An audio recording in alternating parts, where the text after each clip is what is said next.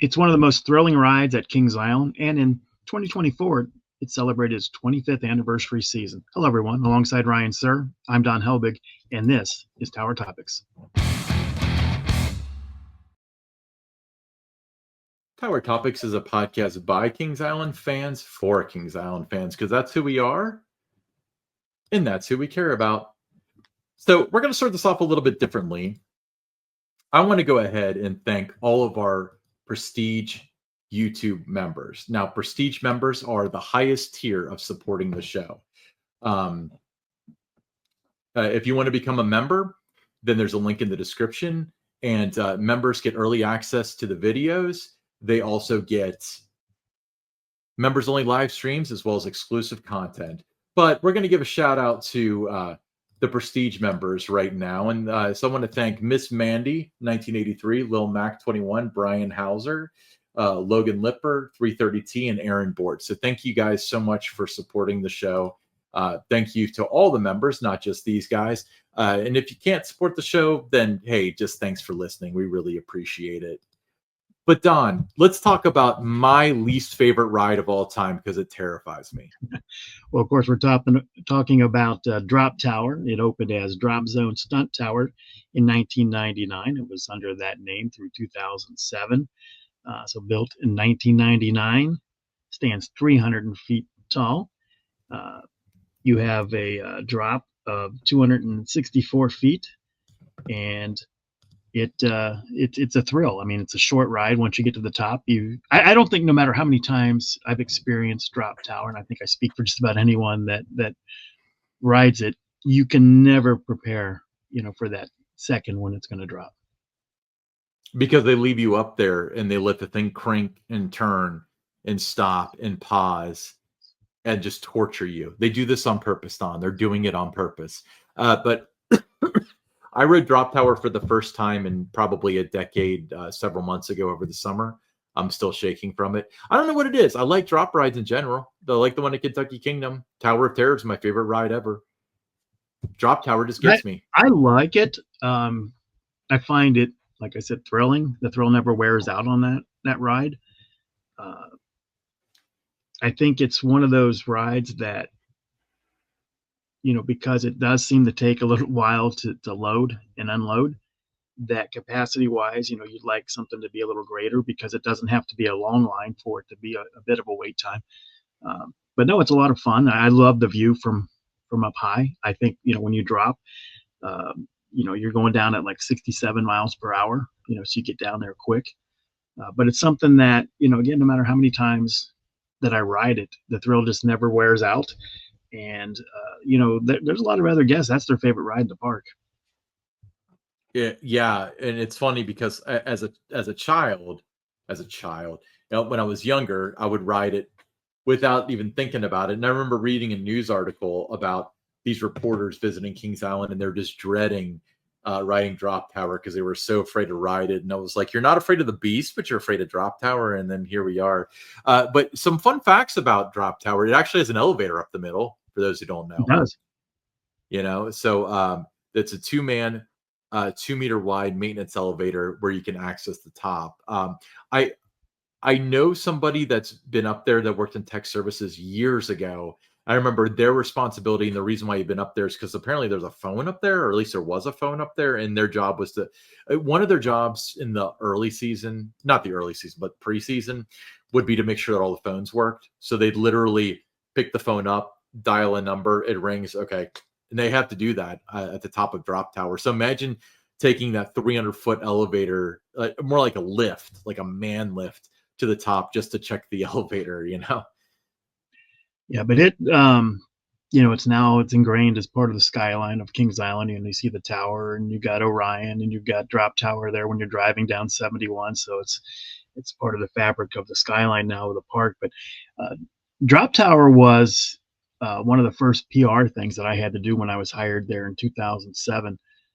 They had shut the ride down as a precaution. There was an incident at Kentucky Kingdom with a similar type of ride. So one of my first things that I had to do was getting a lot of media inquiries as to how long it was going to be down.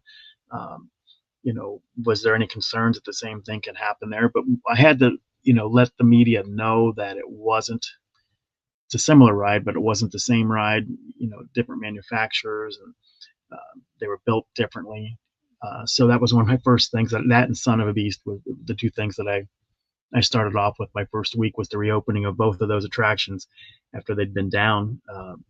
But it's just it's fun, it's memorable. But it's had when it first opened, there was a great PR stunt that they did too back in 1999.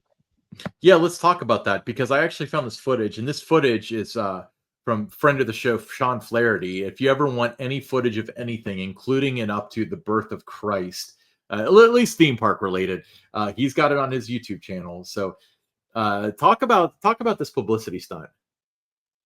Well, you had a couple that got married on at the time was called Drop Zone. We have no way of knowing if they're still together today, but it's a unique way to do it. It's a great way to introduce the ride. It got coverage throughout not just the region, but throughout the country, was talking about this. So a great way by the park, the PR department at the time, to get word out about this thrilling new attraction that they had at Kings Island, which was then called Paramount's Kings Island.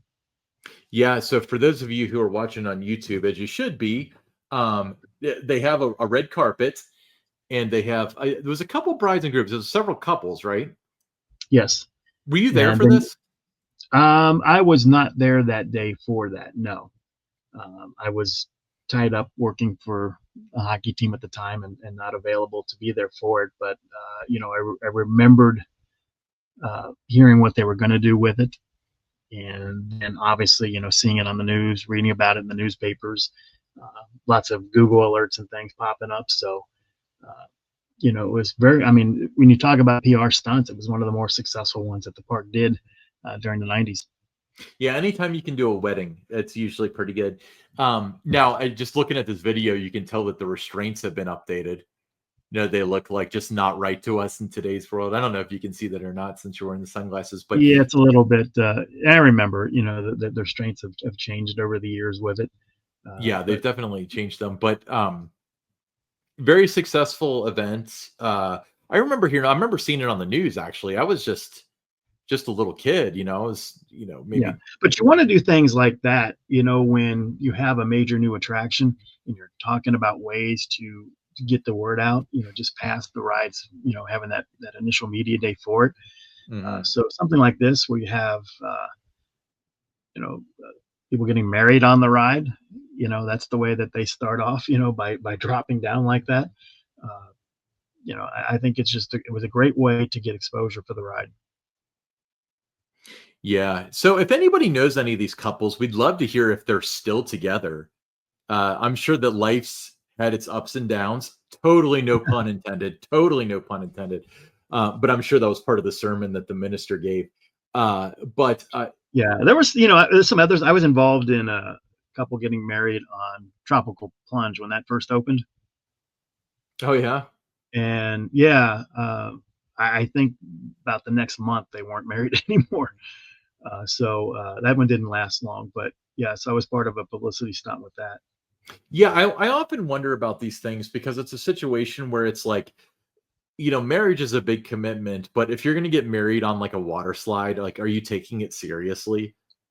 A lot of times you have media. Yeah, you have media partners that you work with too that do as part of the promotion. They put it out there to their listeners. Asking if anyone's interested in getting married on, whether it's Drop Tower or Tropical Plunge, and so that's typically where you find these people a lot of times.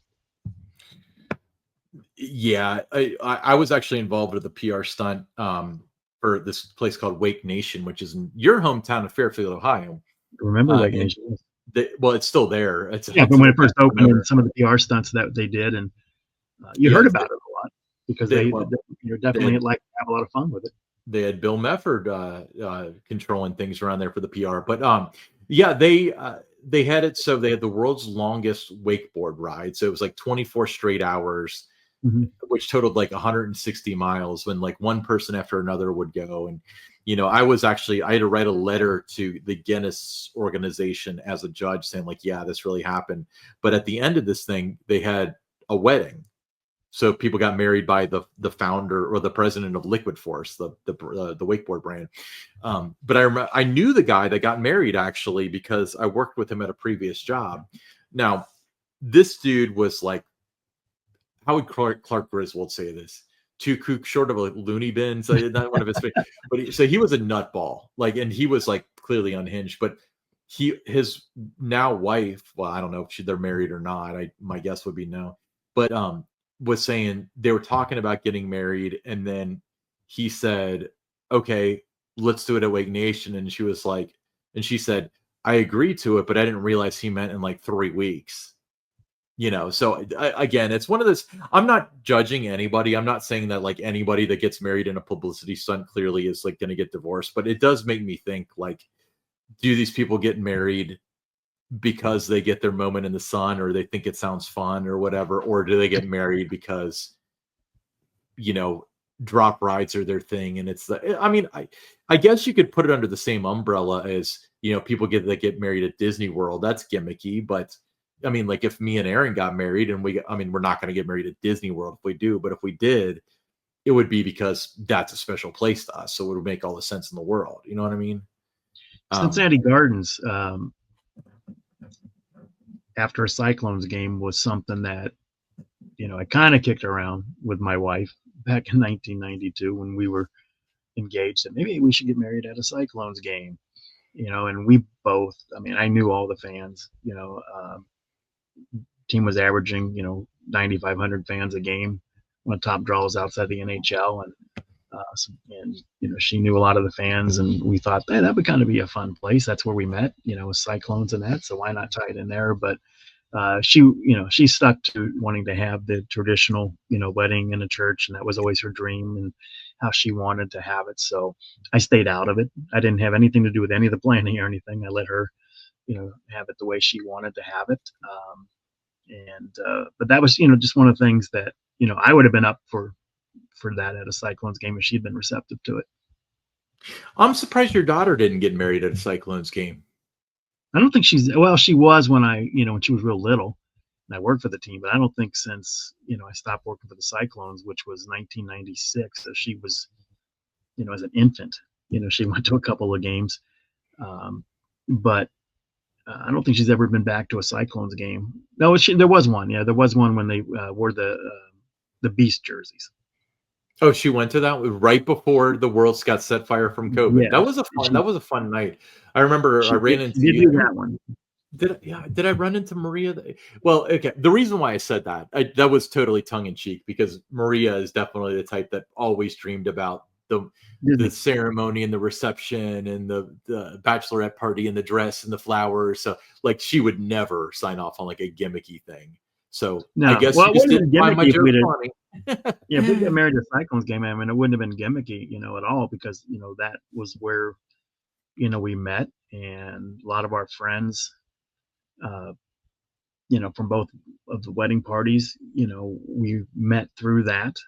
A couple of them I met in line riding the Racer and the Beast, were in my wedding party, but I had, the Cyclones head coach at the time was in my wedding. A couple other people that worked for the team were in the wedding, and people that she knew as season ticket holders were, in her bridal party. So it would have been natural for us to do it there. We did have the, when we showed up at the reception, we did have a hockey tie-in, since there was, so many hockey fans that were at the wedding, where as soon as we came to the doors, they played the song Thunderstruck, which was the Cyclones, when they would come on the ice, back in the Gardens days, always played Thunderstruck.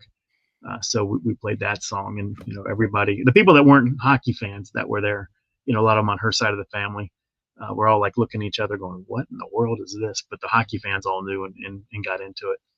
What's funny about like whole like entrance song thing is nowadays, like everybody has, like at the time it was probably like you were supposed to come in to celebrate good times or maybe some symphony music, but nowadays like everybody has their own cute little song of, it could be anything and no one would bat an eye. Thunderstruck would be completely nowadays. Yeah. But it tied in perfectly with that. But but to circle back to like at a an amusement or theme park, getting married there, I think it depends on if a couple met there. I think it makes all the sense in the world to do it. I don't think there'd be any you wouldn't be doing it necessarily as a publicity stunt. You'd be doing it because of what it meant. That's where, you met your spouse.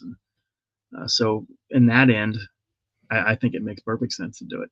I think that enough couples met. I know probably 15, 20 couples that met working at Kings Island, let alone just hanging out there.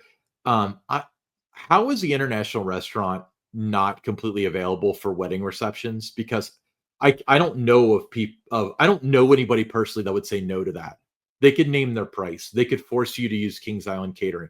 They could do anything they wanted. And obviously you would it would be best to have it on an operating day, so everyone's looking out over the park and stuff. But that the IR, they always talk about like, well, nobody goes up there, that's why it's not open. But that would be such a fantastic opportunity if that was just floated out there for a second. I bet every single available night will be booked. I think it would be a great place to have a wedding reception. Totally.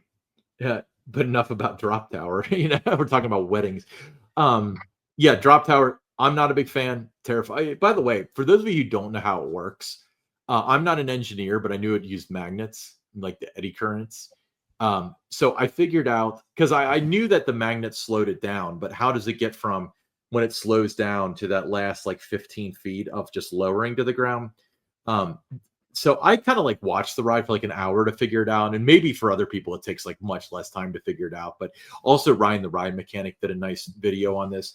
But the way that it basically works is, the magnets start about 100 feet up and they slow the carriage down, and then it slows it down to a stop, 25 feet above the ground. And then there's still enough weight for the carriage alone, let alone be, burdened with people, to still descend. Like the magnets will not keep it levitated in the air. And then it actually lands on some pistons. So you do you technically do land on the ground, but it's, it's at such a slow speed at that point. You ever like stand around the ride, outside the fence area, and then when it comes down, you get that big gust of wind? Oh, I do that during the summer when it's hot. But I tell you what, maybe the second last weekend of Haunt, it was throwing the fog around, and there were videos going up on the season pass group that looked so cool of like the fog twisting and all that stuff. That's a great time to ride, is during Haunt, when you have the fog out there and you look out and the park's lit up. I think it's kind of eerie when you're up there during Haunt. That's, to me, is the best time to ride, is during Haunt. Well, to me, it's like riding at night has that extra thrill, and I'm not a big fan of the ride anyway, so I would say no. But I will say that, riding, like especially like Orion at night during Haunt, or Diamondback, when you get the roll of fog on the ground, that's awesome. So I imagine for those of you who fancy the Drop Tower, it's probably a fantastic ride at night.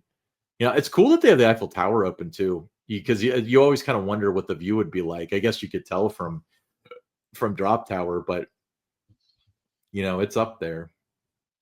Yeah. All right. Enough about Drop Tower things. We'll be right back with your stories.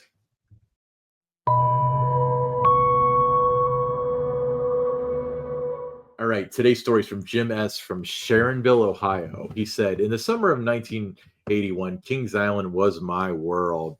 I knew every twist and turn of the beast and every note in the melody of Enchanted Voyage. But that year, there was one attraction that I had yet to see, ScoobyDoo. I was already imagining the thrill of standing beside the Great Dane detective I'd watched so many times on Saturday mornings. There, just in front of the fountain, as I entered the park, was the unmistakable figure of ScoobyDoo, tall and gangly, with a friendly grin that instantly eased my nerves. It was like a scene from my dreams. When it was my turn to meet him, I tentatively held out my hand, which he immediately took in a big, soft shake, and then he leaned in for a hug, wrapping his oversized paws around me. I laughed, feeling like the luckiest kid at Kings Island. Can I help solve a mystery with you, ScoobyDoo? I asked, hoping to impress him. He gave me a nod and a thumbs up, which made my day even more perfect. We posed for a photo, me with the wildest grin and Scooby with the signature goofy look. I walked away from that meet and greet feeling like I'd met a celebrity. And every time I return to Kings Island, that memory comes back, reminding me that sometimes dreams really do come true in the most unexpected places. So what Jim didn't tell us is, was he at an age where he thought this was really Scooby-Doo, or was he? I don't think it matters. I love that story. When the Hanna-Barbera characters were there, I mean, that was a big part of everyone's visit was, meeting the characters, getting a photo with them. They would be outside the front gate in the morning, greeting guests. You don't see that, now they're all kind of, limited to staying in uh, Planet Snoopy for the most part. But it was, you come in, you'd see Jabberjaw and Yogi Bear and Scooby-Doo and Fred Flintstone, Barney. I mean, all of them, would be out there on International Street.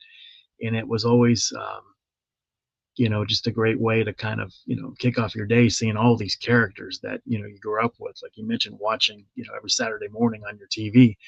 And no character was bigger than Scooby-Doo. I mean, that was my favorite character, and the longest lines were always for Scooby-Doo. So I can identify with what he's, talking about there. And you would remember that. I mean, I still, when I come in the park and, walk in, I see the fountain, I see the tower, but those memories of seeing those characters out front, come flooding back every time I visit. Too bad it got replaced by a beagle, so no one cares about a stupid Great Dane anymore. I'm Yeah, partial to beagles. yeah, But yeah, cool story. I never had that time in my life where I thought I was meeting the characters, because I went to Disney World when I was really little, when I was like 2 or 3, and I have some like snapshot memories of it. And I remember looking at the photos and kind of thinking like, I don't understand how Mickey Mouse is a cartoon, but he also like is in reality. Like they probably figured something out. I had a blind trust. I don't have that anymore, to be clear. But yeah, so I remember thinking like I remember the question that I asked, because like parent or kids end up asking some sort of question that outs the whole Santa Claus thing. In terms of like, I can get mine was I can get anything I want because Santa will bring it. I don't need you anymore, which is my message to my parents. But for that, it was like I remember asking like, if he's out there like just hanging around with the simple people, when does he have time to like make these movies and stuff? And they were like, that's a dude in a costume. And I yeah. was like, I don't remember ever thinking they were real. When I was at least going to Kings Island, because I was, old enough by that time to know that they weren't. But it was always fun to see them, And then the final years of Coney Island, they were introduced there those mhm. last couple of years. So I remember seeing them there. Uh, but I don't remember, thinking, okay, they're real. I know my daughter thought the Disney characters were real when she was 4 or 5 years old. It was a big deal for her to, meet the characters. She thought she was really meeting Peter Pan and Snow White and Mary Poppins. And um, then a few years later, she's 8 or 9. She's starting to like, okay, that doesn't look like the same picture I had of Peter Pan a couple years ago. So Yeah. she was Why is this person I'm looking at slightly off from? She wouldn't tell us though. She was like 11, and we thought she still thought they were real. But for the last couple of years, she didn't want to tell us that she knew they weren't real because she thought it would ruin it for us. So she played along for from 9, 10, 11 years old, and we kept wondering, okay, this isn't good. We got to tell her. But finally, she said, no, I've known for a few years now. Yeah. Well, so by the time I saw the characters, I knew that they were associates. Right. But it's kind of, but no, actually, I do remember going to Chuck E. Cheese, come to think of it, and they had a walk around character. And I remember being confused as to why Chuck E. Cheese was shaking my hand while simultaneously appearing on stage, because there was an audio animatronic, a robot, shall we say. But yeah, totally cool. And honestly, it's like, even as an adult, like I can let reality go a little bit. Like, when I go to Universal, I always talk to Doc Brown, and I convince myself that I do believe that this is Doc Brown, just because it's fun. Same with Beetlejuice, you know. Not really the Disney ones, because I'm not going to wait 90 minutes to do that, but the ones that are walking around at Universal, I like to do. Yeah, I want to share a little story here about Scooby-Doo. Yeah. In the 80s, when I was there all the time, um, I was able to work it out where I could slip into the costume. Let's just say that that wasn't supposed to happen and didn't go over very well with the select number of people that found out that I was in that costume. But some point when I publish my book or something, I'll have the story of me, being in that Scooby-Doo costume outfit, in the book. It was kind of fun. It was unique, but yeah, I'll save that for later. Save that for a later date. Save that for the members. Okay. Yeah, that's a great place to do that. That definitely be a member story. All right. So we'll remind me, we'll talk about that in the members only section. So if you want to become a member, once again, the link is in the description. Don, let's talk about sweatshirts. Well, first of all, though, if you do have a Kings Island story, we'd love to hear it. Oh, yeah. Yeah, please. Send those stories to me by email at donhelbig@themeparksbydon.com. In the subject line, put story for TT, so I know to separate it from other emails. And, everybody has a Kings Island story. Everybody has a great memory. We'd love to hear it. So be sure to share it with us. Perfect. Yeah, we'd love to hear your Now story. we can talk about sweatshirts, right? Finally, I've been waiting all day. Let's talk about sweatshirts. Not just any sweatshirt. We're talking about full zip hooded sweatshirts with a Tower Topics logo on the chest, a big Tower Topics logo on the back. Very comfortable sweatshirts. It can be yours for just $50, which includes shipping, comes in whatever size you might need. If you are interested in one, send us a direct message on our X, which is Tower_Topics. If you're not on X, then just that same email address I just gave, donhelbig@themeparksbydon.com. Just send me an email, subject line, interested in Tower Topic sweatshirt, and I will send you the QR link. Once the transaction goes through, just a matter of days before you get your sweatshirt. I think you'll absolutely love it, and it's a perfect gift idea if you know anyone that's a fan of the show or they love Kings Island. But you want to make sure you get that order in by December 10th to make sure that you get it in time for the holidays. Yeah. Cool. We'll be right back with the listener questions. All right, first listener question. Bert B., Columbus, Ohio. Why did Kings Island stop offering the blog meetups? Those were great opportunities to go behind the scenes of the rides like the Beast. Don? I stopped working there. Yeah, that's true. No, I thought that was a fun. I really enjoyed doing those, and it was a way to. It was almost like a mini group sales, because we would get, depending on what the tour was, sometimes there was a Firehawk behind the scenes tour through the blog. There was Beast tours. Sometimes you get 300-400 people that would come for that. And they would come from not just the local area. They were coming from, Pittsburgh, Chicago, Atlanta, Detroit, Minnesota, because those Beast, behind the scene tours, if you weren't a coaster enthusiast, you couldn't do it.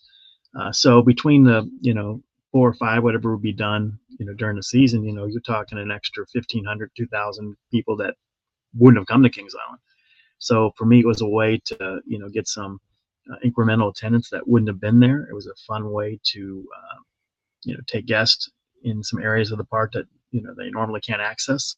So everybody really enjoyed it. Maybe they'll get back to doing that someday.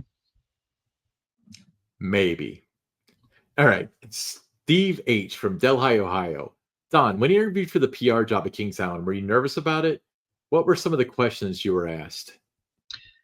Definitely not nervous about it. I was working for the Albany River Rats hockey team in the American Hockey League in Albany, New York. Also doing radio play-by-play for an arena football team. So my daughter enjoyed the school that she was in. That's one of the best school systems in New York. So my wife liked it there. So everything about where we were in New York was good. So it wasn't like I have to have this job. It was, I went into it with a nothing ventured, nothing gained. I would see what they had to say, and if they liked me and, made an offer, then we'll talk about it then. So there was no nervousness about it at all. I thought they'd have a pretty deep pool of candidates. A lot of times it goes to someone that, maybe they worked at a different Cedar Fair park. Maybe they would give it to them. So I didn't know, where they were in the process, who they were talking to or anything like that. But, when the park reached out and asked if I'd be interested in doing it, because they felt at the time of year, where it was, a season had just started daily operation, and they felt they needed someone that really knew the park, knew the media, and could hit the ground running. But the marketing director, who I was going to report to, also wanted someone that could sell tickets and sell passes in that role through storytelling, that they can make noise with the different things they were going to do. So to them, they thought I'd be a good fit for that. But I wasn't nervous about it. But some of the questions, one of the first ones I remember was, how would you have handled the Son of Beast incident that had happened the year before? My answer was not like it was handled, because I remember media reaching out to me. I was in Orlando, Florida on vacation. Yeah, and you. And the narrative, the park didn't have control of the narrative of what happened. That's why everybody thinks 27 people got hurt. 27 people did not get hurt. There were 27 people on the train. 3 of them had overnight stays. The rest, went in as a precaution, were quickly released. But because they didn't control the narrative of that situation, the story today, here we are, that was 2006. So 18, 19 years later, everyone's thinking that 27 people got hurt on the ride. So my thing was, just controlling the narrative. I would have, wanted to do that a little bit different. They were having trouble with one of the local TV reporters, felt that they were doing a lot of negative stories. They wanted to know how I'd handle a situation like that, what I would do to get them back on the park side. I remember that question coming up. Part of it was, being in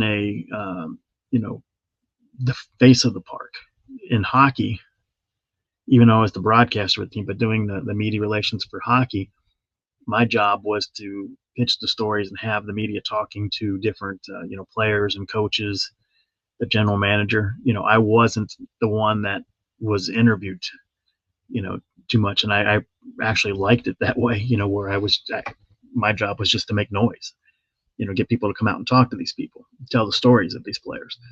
So that was going to be a little bit different, having to be that front person. It wasn't going to be the general manager wanting to talk to the media all the time. It was, that's going to be you. So was I going to be comfortable with that? So that, kind of came up. What I would do to keep Kings Island front and center, what I would do to make sure it was top of mind awareness, because they knew by that time, it was, the park had matured, and that Eiffel Tower, which was a dominating landmark in Mason, eventually just kind of blends in with the woodwork. When you're going to and from, up and down 71, it doesn't stand out as much as it did, back in the 70s and the 80s and early 90s. So, what would I do to maintain, top of mind awareness? And I told them some of the different, things I would do to pitch different stories, that even though something might have been around a long time, like the Beast or the train, even the Scrambler, that, I could take anything in the park and get coverage, get placements, pretty much any day of the week that, I wanted to, or the park needed to. I could fill those gaps between special events, different openings. So those are the kind of things that they mostly, asked about. They asked me, working holidays, weekends, nights, being on call 24/7. I have a problem with that. Was that going to be a grind, with the season that an amusement park, theme park has? I remember telling them that it was actually going to be easier than what I was doing in hockey, where I would get to the rink on a game day at 8:00. And, if it was a home game, I wasn't leaving the rink until about 12:15 in the morning, everything that I had to do. So it was not going to be, and I wasn't, going from Cincinnati to Milwaukee overnight, having a game there, coming back to Cincinnati, and then the next day going back to Chicago. It wasn't that kind of a grind. So to me, it would not be a problem, with the hours and things that the job would require, or being on call 24/7, or being a one-man band. That was another thing. How are you going to feel about being a one-man band? Because they had gone from having 4 PR people to, it was just going to be me in the communications department. So those are the kind of things they asked about. But it was a fun process, and I went into it again, with that mindset: nothing ventured, nothing gained. And if they offered, to me, then my family had something to talk about. They didn't ask you, where do you see yourself in 17 years? And you didn't say, doing a podcast with the KI Central guy about No, me leaving no, they work. didn't ask anything about that. They did ask what my relationship was with KI Central. Did I know anybody there? How would I work with KI Central? To to benefit the park, how we would collaborate and work together. They asked that question. Remember that coming up. Yeah. Well, that's cool. Yeah. Some very good stuff. But thanks for the question, Steve. Hey, I'm Ryan Sir along with Don Helbig, and this is Tower Topics.